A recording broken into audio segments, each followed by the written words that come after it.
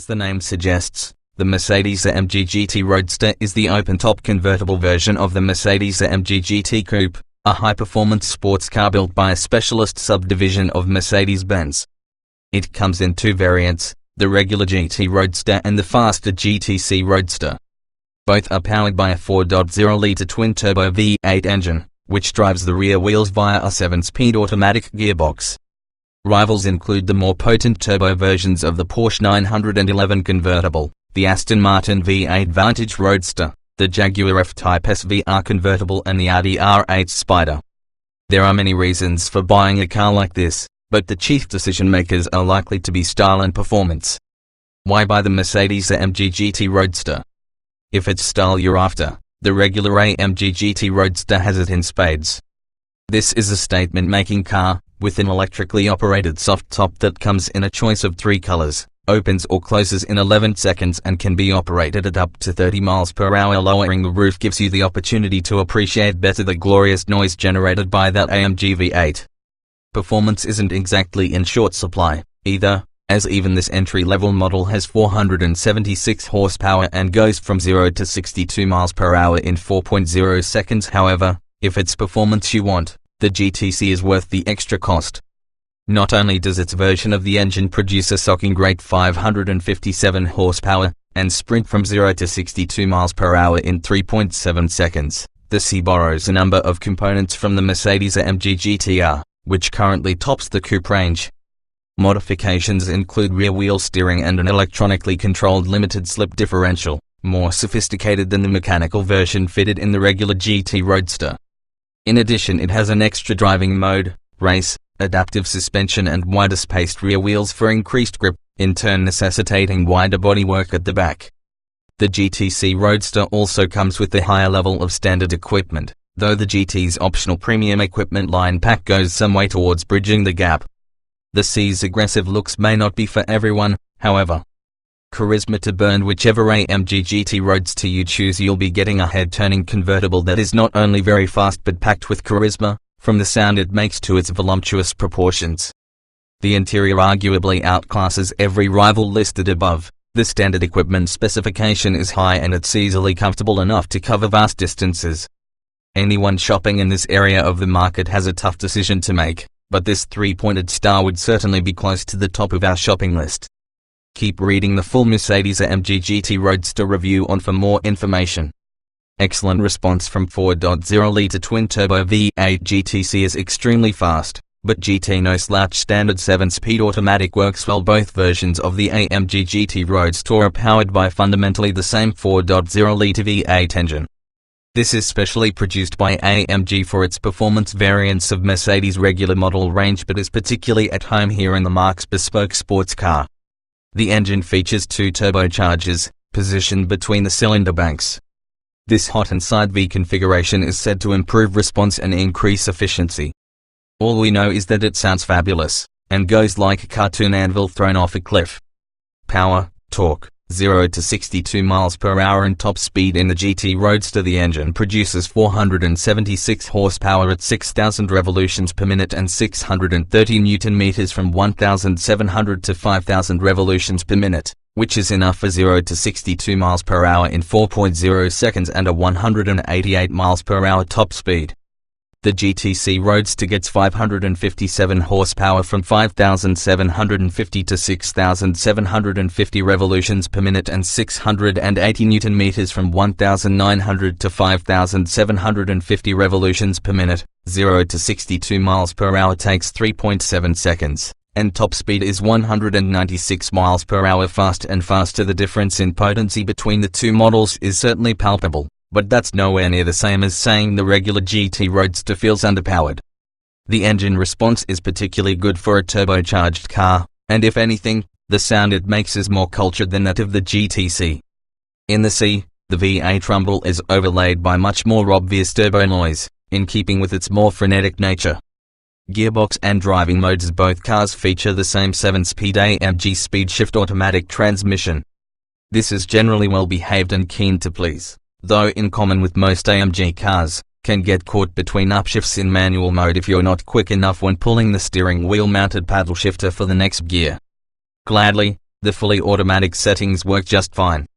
A standard fit driving mode selector offers a choice of comfort, sport and sport plus settings on the GT, with an additional race mode on the GTC.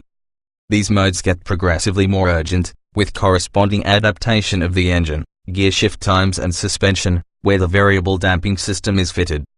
Classic sports car formula plus added twist of rear wheel steering, very satisfying to drive. The GT Roadster conforms to the classic template for a sports car, big engine up front sending power to the rear wheels.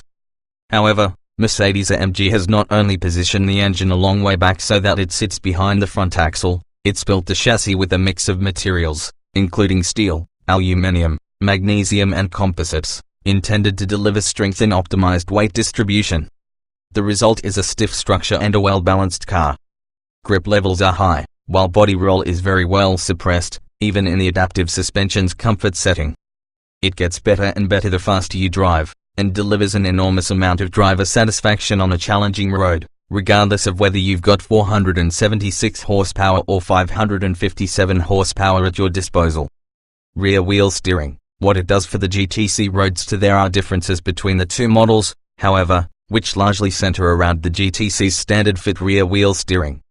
This actively controls the angle of the rear wheels, pointing them in the opposite direction to the front wheels at lower speeds to achieve tighter turning, switching to the same direction as the front wheels at speeds above 62 miles per hour for greater stability.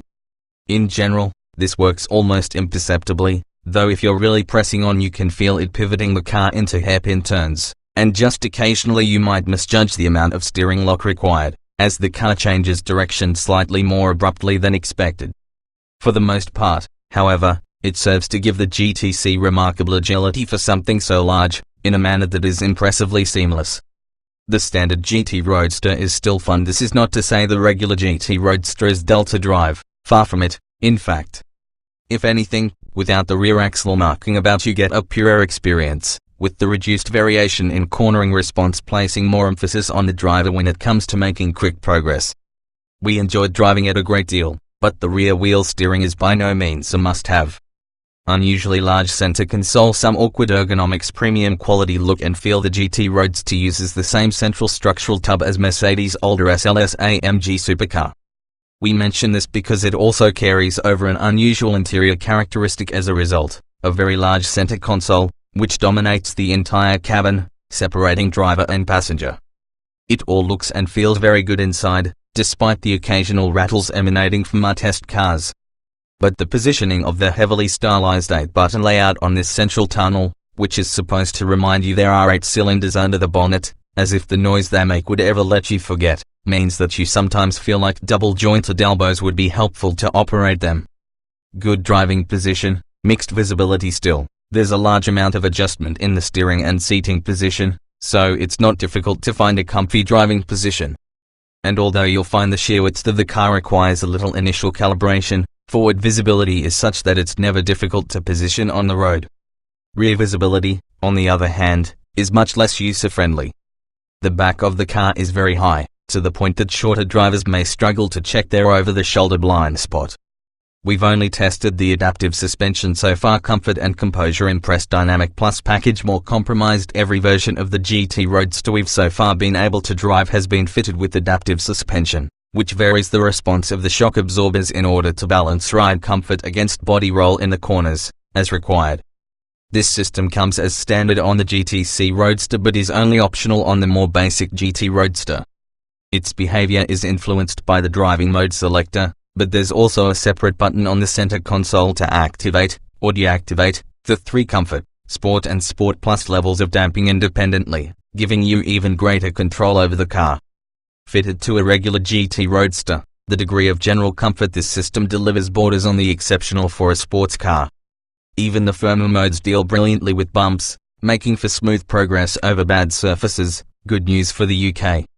More focused options available. The GTC Roadster we sampled, however, was also fitted with the Dynamic Plus package, which includes stiffer suspension and active engine mounts that harden for greater handling accuracy during faster driving. This might sound exciting, but think carefully before you select this option.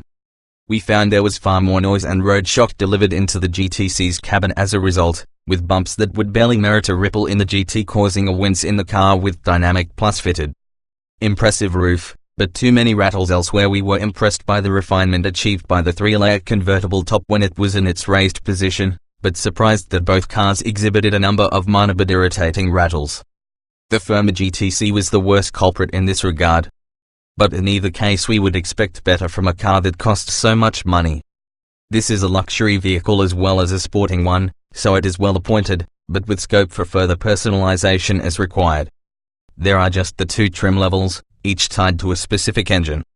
These are the highlight items of standard equipment on the more basic GT Roadster. Common online infotainment system with sat-nav, DAB and Bluetooth, 19-inch alloy wheels, wind deflector, AMG performance exhaust, heated AMG sports seats, air scarf to keep your neck warm, black Napa leather upholstery, mechanical limited slip differential. The GTC Roadster adds these extra items: larger 20-inch wheels at the rear, Burmester surround sound, HEFI system, reversing camera, keyless ignition, AMG performance steering wheel, red brake calipers, active rear wheel steering, electronically controlled limited slip differential, adaptive suspension. You can choose from 3 colors for the roof at no extra charge: black, red and beige, and both models are available with carbon ceramic brakes for increased stopping power. We found these are rather grabby in everyday driving, however, so like the Dynamic Plus package highlighted in the comfort section of this review, unless you're planning to regularly drive on track, they're not something we'd recommend. The regular brakes are more than up to the job on the road. The premium equipment line option package for the regular GT Roadster includes keyless ignition, Burmester HEFI, reversing camera, and brushed stainless steel dorsal finishes with AMG written on them. All of this comes as standard on the GTC Roadster. Structure specially strengthened for the Roadster, 3-stage stability control, 7 airbags, but latest safety aids. Extra open-top cars represent a greater risk of injury should they be flipped over in an accident. To compensate for this, the GT Roadster is fitted with rollover bars, mounted on an aluminium crossmember behind the seats, one of a number of additional strengthening processes that complete the transformation from coupe to convertible. Sophisticated 3-stage stability control is included as standard, so you can tailor its level of assistance to your driving style, and all GT Roadsters get 7 airbags. Active safety comes at extra cost. You do have to pay extra for the latest active safety aids such as front distance alert, lane departure warning, which Mercedes confusingly names lane keeping assist, and blind spot monitors. Autonomous emergency braking isn't available at all. This might seem surprising for such an expensive car, but it's not unusual for a sporting model. There is no Euro NCAP score for the AMG GT. Spacious for 2 passengers, enough boot space for weekend bags. This is a 2-seater sports car with a folding fabric roof occupying some of the coupe version's boot space. You won't be buying this because it's practical. However, the 165-litre boot is large enough for weekend bags, which will probably suit most buyers just fine. Passenger space is certainly adequate, though with a relatively high window line, such a large center console and the tall backside behind you, it does feel a little bit like you're sat in a very fancy bathtub.